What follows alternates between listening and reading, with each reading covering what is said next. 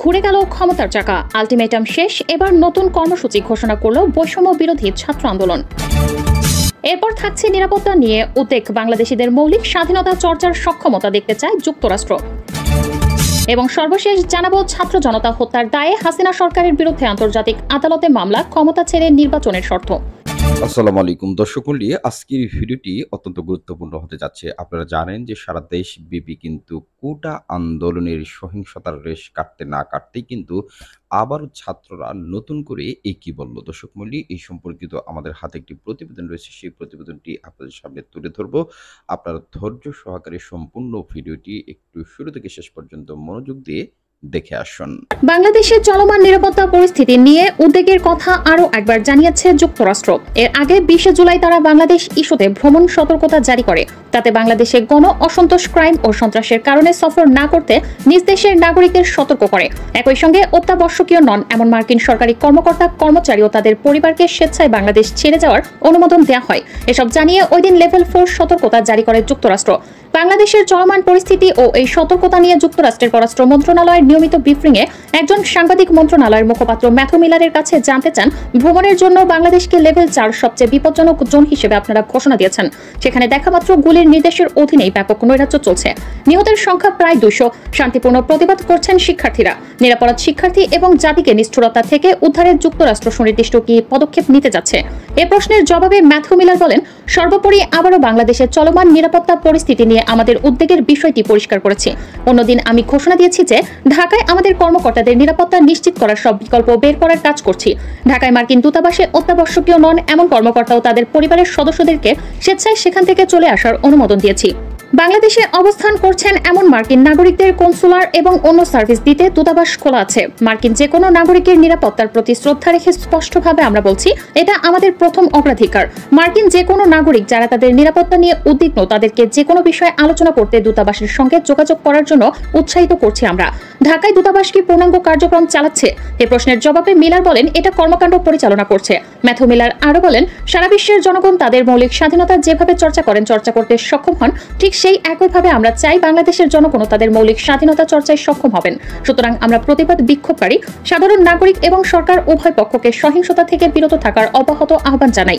রাষ্ট্রীয় সন্ত্রাস আড়াল করতে এবং উদরপিণ্ডি বুধর ঘাড়ে চাপানোর অপকৌশল হিসেবে বিএনপির নির্দোষ নেতাকর্মীদের বাড়িতে বাড়িতে অভিযান চালানো হচ্ছে বলে অভিযোগ করেছেন বিএনপি মহাসচিব মির্জা ফখরুল ইসলাম আলমগীর।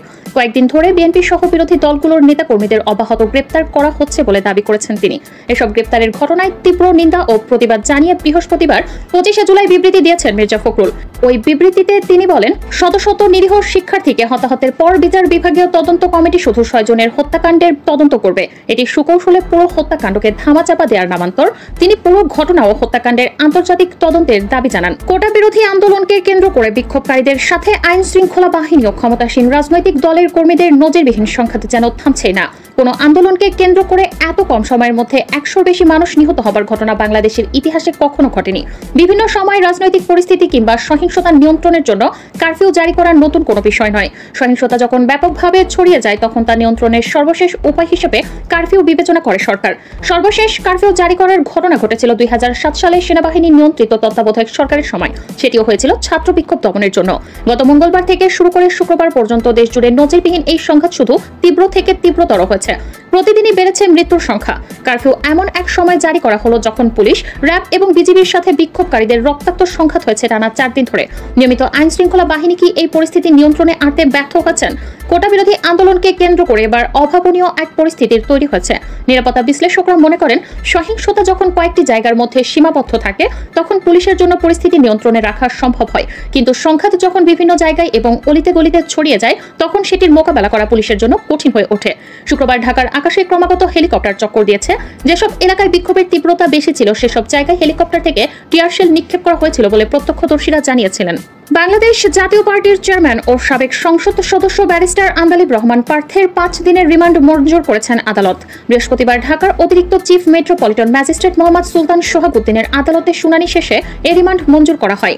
এর আগে বুধবার দিবাগত রাত 1টার দিকে রাজধানীর গুলশানের বাসা থেকে ব্যারিস্টার আন্দালিব রহমান পার্থকে গ্রেফতার করা হয়।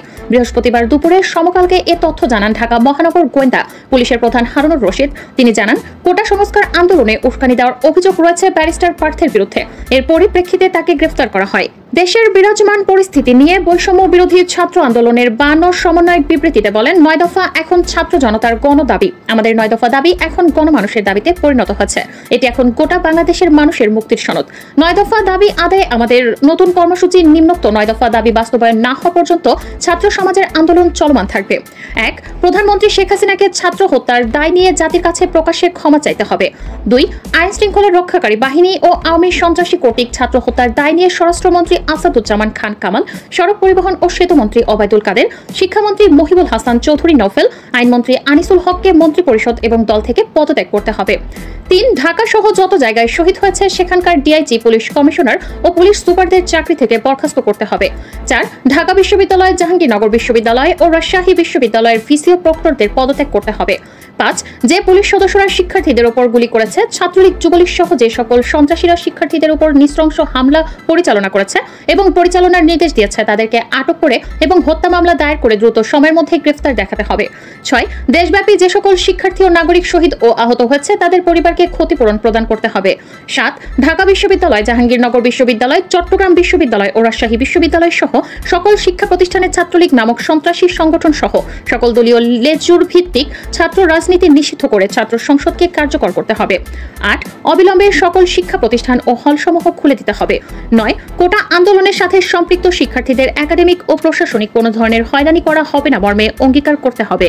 দর্শক মণ্ডলী, আপনারা এতক্ষণ ধরে কিন্তু প্রতিবেদনগুলো দেখে আসলেন। এরপর যে প্রথম আলো থেকে একটি রিপোর্ট আমি পড়ে শোনাচ্ছি। এখানে বলা হচ্ছে যে আন্দোলনকারী শিক্ষার্থীদের 8 বার্তা দিলেও বৈষম্য বিরোধী ছাত্র আন্দোলন। কোটা সংস্কার আন্দোলনকারীদের প্ল্যাটফর্ম বৈষম্য বিরোধী ছাত্র আন্দোলনের পক্ষ থেকে আন্দোলনকারী শিক্ষার্থীদের উদ্দেশ্যে 8টি বার্তা দেওয়া হয়েছে। এর মধ্যে রয়েছে হতাহতদের তালিকা তৈরি, হত্যা ও মামলায় জড়িতদের চিহ্নিত করা, বিশ্ববিদ্যালয় ও হল খুলে দেওয়ার চাপ তৈরি করা। আজ বৃহস্পতিবার দুপুরে এসব বার্তা সংবলিত একটি বিবৃতি সামাজিক যোগাযোগ মাধ্যম ফেসবুকে পোস্ট করেছেন বৈষম্য বিরোধী ছাত্র আন্দোলনের সমন্বয়ক আসিফ মাহমুদ, আবু বাকের মজুমদার ও রিফাত রশিদ। বর্তমান পরিস্থিতিতে বৈষম্য বিরোধী ছাত্র আন্দোলনের অন্যতম সমন্বয়ক মোহাম্মদ নাহিদ ইসলামের বক্তব্য শিরোনামে বিবৃতিটি পোস্ট করা। এই বিষয়ে জানতে নাহিদের সঙ্গে যোগাযোগ করা হলে তার মুঠোফোনটি বন্ধ পাওয়া যায়। পরে আবু বাকের সঙ্গে যোগাযোগ করা হলে তিনি প্রথম আলোকে বলেন, নাহিদের সম্মতি নিয়ে বিবৃতিটি দেওয়া হয়েছে। বার্তাতে যা বলা হয়েছে, বিবৃতিতে দেওয়া বার্তাগুলো হলো: রংপুরে আবু সাইদ নিহতদের স্মরণ করুন, তাদের কবর জিয়ারত করুন, পরিবারের প্রতি সমবেদনা জানান, হাসপাতালে থাকা আহতদের যথাসম্ভব সহযোগিতার চেষ্টা করুন, সক্ষমতা থাকলে নিহতদের পরিবারের কাছে লাশ হস্তান্তর করতে সহায়তা করুন, মর্যাদার সঙ্গে দাফন ও জানাজায় অংশ নিন, হতাহতদের তালিকা তৈরি, পরিবারের সঙ্গে যোগাযোগ করুন, হত্যা ও হামলায় সরাসরি জড়িত সন্ত্রাস ও আইন শৃঙ্খলা রক্ষাকারী বাহিনীর সদস্যদের চিহ্নিত করে রাখুন। যারা যে স্থানে আন্দোলন করছেন নতুন করে সংগঠিত হন, নিরাপদে থাকুন, চিকিৎসা নিন ও গ্রেফতার এড়ান। তার পাশাপাশি এখানে বলা হচ্ছে শিক্ষার্থীরা নিজ নিজ ক্যাম্পাস ও হল খোলার জন্য বিশ্ববিদ্যালয় প্রশাসনকে চাপ দিন, শিক্ষকদের সঙ্গে যোগাযোগ করুন এবং প্রবাসীরা আন্তর্জাতিকভাবে বাংলাদেশে ক্র্যাকডাউন ও হত্যা নিপীড়নের ঘটনা প্রচার করুন এবং দেশে আন্দোলনরত ছাত্র নাগরিকদের জন্য সহযোগিতার হাত বাড়ান। এই মর্মে কিন্তু বৈষম্য বিরোধী ছাত্র আন্দোলনের নেতারা বিবৃতি দিয়েছে। দর্শক মণ্ডলী, প্রথম আলো থেকে কিন্তু এই রিপোর্টটি আপনাদের সামনে তুলে ধরা হলো। এই বিষয়ে আপনাদের মূল্যবান মন্তব্য অবশ্যই কমেন্ট বক্সে লিখে দেবেন। আর পরবর্তী আপডেট পেতে আমাদের এই চ্যানেলটিকে সাবস্ক্রাইব করে বেল আইকনটি বাজিয়ে সাথে থাকবেন। ধন্যবাদ সবাইকে। আসসালামু আলাইকুম।